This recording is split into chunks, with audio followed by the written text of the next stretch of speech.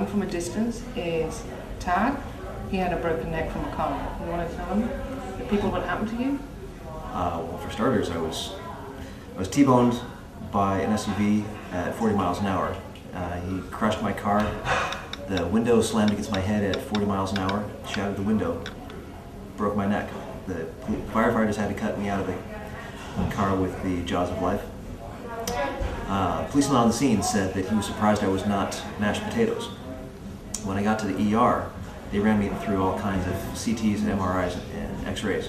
Tad had got this policeman to call me, and I called Philip and informed Philip that he'd been in this car wreck, and Philip said, I will take care of him right away. Mm-hmm. So you're in a UCLA? Yeah, I'm at UCLA hospital. They're running me through all the exams.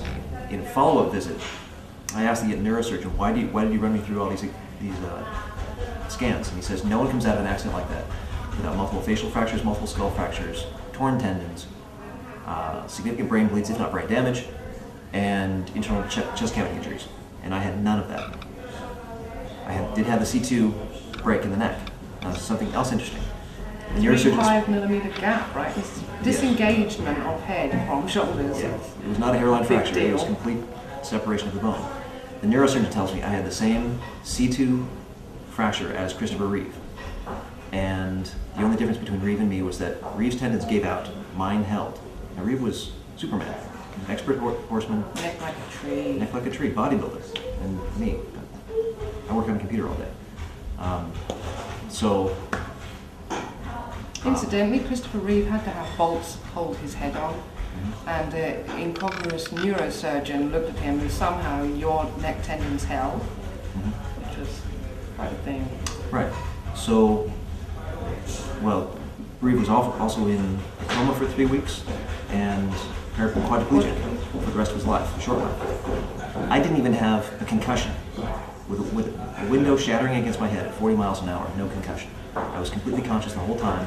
I was able to assess my injuries, fully possessed with the ability to give instructions for a phone call to be made to call in Philip Savage to help me. And a key point noted by the medical staff was he had no pain. No pain.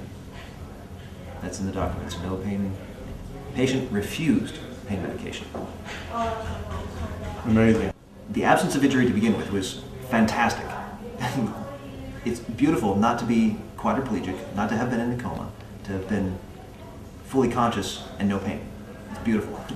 But beyond that, the prognosis after getting to the ER was 9 months for a full, 9 months to a year of full knitting of the bone, being in a neck collar for at least 6 months, and diagnosing somewhere around the 6-month range whether there'd be therapy or not. I didn't need any therapy at all for this neck. Because he made that call, because his accident was taken care of by Philip. His recovery, the process of his recovery was taken care of with SDI from a distance. Completely. And he's a piece of proof. Completely. Documents of all about this will be available at Monty's Kitchen's website.